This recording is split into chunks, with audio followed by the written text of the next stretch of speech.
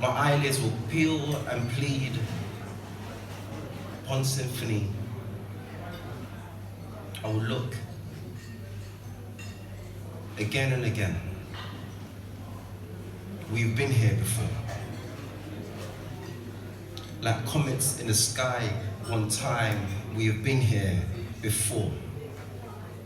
We've written countless stories, think pieces, essays, attended events, each of them now at a cause for death, explaining why the norms of black bodies laying on roadsides next to used furniture, traffic lights and speed bumps.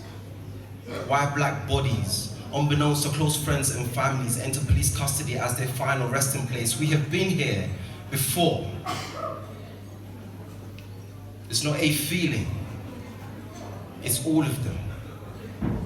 All of which I am entitled to have. You know, a bloody lot of them survived. We have been here before. We just want to tell you a little bit about Africa Rights.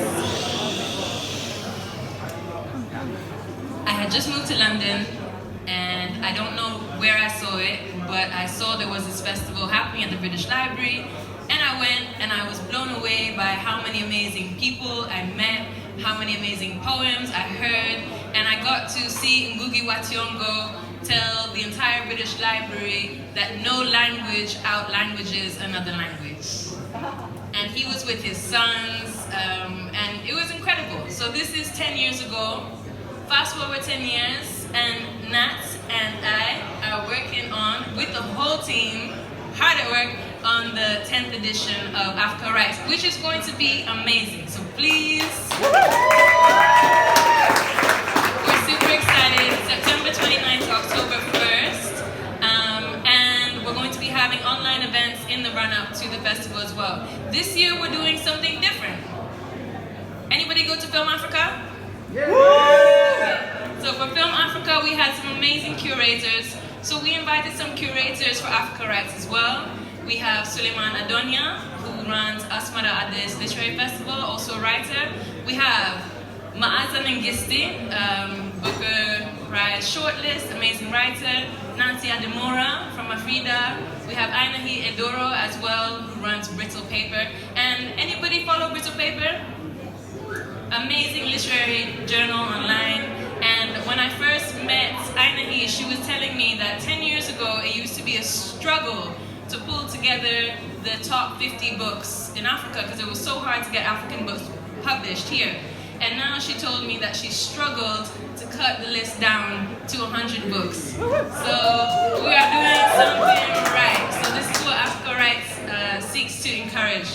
Have I missed anybody? Yes, Kalaf Epalanga, an amazing Angolan musician and writer who's going to be curating as well with us, and of course the great Yomi Shode, who you just we have a theme as well, which Nat is going to speak a bit too. It's a big space, so we'll show the trailer afterwards so you can listen to Blitz the Ambassador's music. He's going to be one of our first headliners, even though he's already preparing to release The Color Purple. And you'll see a few of the programs and the writers that we have confirmed, but Nat will tell you a little bit more about the theme and the structure and all of those good things. This year's theme is Intangible Heritage. When we were having our conversations about what this year's theme could be, we were talking about the way that no matter how far we are spread in the diaspora, there are still things that connect us culturally. There are practices that, whether you're in the Caribbean or here in the UK or on the continent, there are still going to be like ritual or practices or cultural elements that still connect us. And so that's what this year's festival is themed as, Intangible Heritage, with our aim to answer two main questions that are, what are the things that make us who we are that we can't explain or quite put our fingers on? And what are the parts of our culture that are known and felt without being said? And how do they manifest in our stories?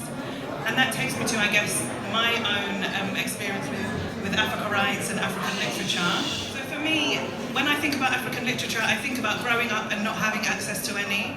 I know that I was more fortunate than some because my dad came here as a drummer, dancer and storyteller, so there were some parts that I had experience of. But now we have this vast range of writers and illustrators and playwrights that are helping us to share our stories with each other, that are reminding us of who we are, that are enabling us to pass those stories on. And with that in mind, we have a program that we started last year called Poetry in the Primary Classroom, and that is a way for us to get African literature into schools so that children have access to it, children that belong to diaspora and children also that don't. And for this year's festival, our first day is going to be purely dedicated to children, and we will have children from schools around London that have high levels of underprivileged families. They'll come and they'll take over the space at the British Library. They'll do some poetry with award-winning poets. They'll learn to draw characters from those stories, and they'll also get some keynotes from some amazing people.